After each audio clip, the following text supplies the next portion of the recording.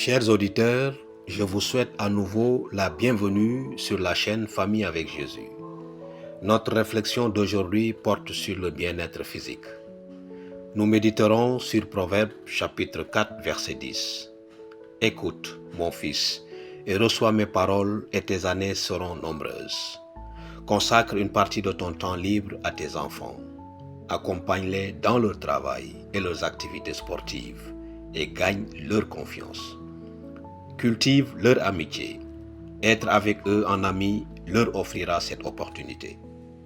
Les parents devraient éveiller chez leurs enfants l'intérêt pour l'étude de la physiologie.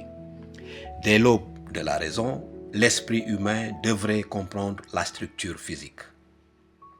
Nous pouvons contempler et admirer l'œuvre de Dieu dans le monde naturel, mais l'habitation humaine est la plus admirable, puisque la loi de Dieu dans la nature est inscrite de son propre doigt sur chaque nerf, chaque muscle et chaque faculté confiée à l'homme. Il est donc primordial que la physiologie soit prioritaire parmi les études choisies pour les enfants. Il faut faire comprendre aux enfants que chaque organe du corps et chaque faculté de l'esprit sont des dons d'un Dieu bon et sage. L'attitude de Daniel et de ses compagnons était le fruit d'un enseignement attentif de leurs parents lorsqu'ils étaient enfants.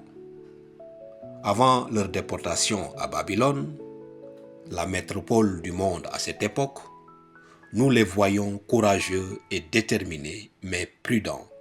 Daniel chapitre 1, versets 12 et 13.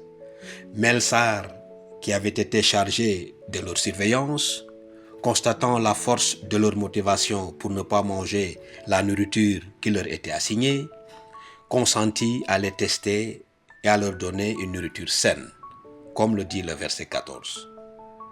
Et quels furent les résultats? Au bout de 10 jours, ils furent testés et reconnus 10 fois meilleurs que n'importe quel jeune dans cette université, qui était la meilleure de son époque. Ils étaient convaincus de l'importance du respect de Dieu et des lois de la physiologie. Leur démarche souple, leur visage rose et leur haleine pure étaient le résultat de l'épreuve qu'ils avaient proposée. C'était le symbole de la noblesse avec laquelle Dieu et la nature récompensent les obéissants. Parents, accordons une attention particulière à l'inculcation de ces enseignements à nos enfants. Ils sont à notre portée si nous prenons le temps de nous renseigner. Prions. Prions le Père Céleste et demandons-lui de nous accorder la sagesse nécessaire pour inculquer à nos enfants l'obéissance aux lois de la nature, afin que, comme ces jeunes, ils te soient fidèles et obéissants, car nous sommes le temple de ton Esprit Saint. Amen. N'oubliez pas de vous abonner à notre chaîne Famille avec Jésus et partager ces réflexions. Que Dieu vous bénisse et à demain si Dieu le veut bien.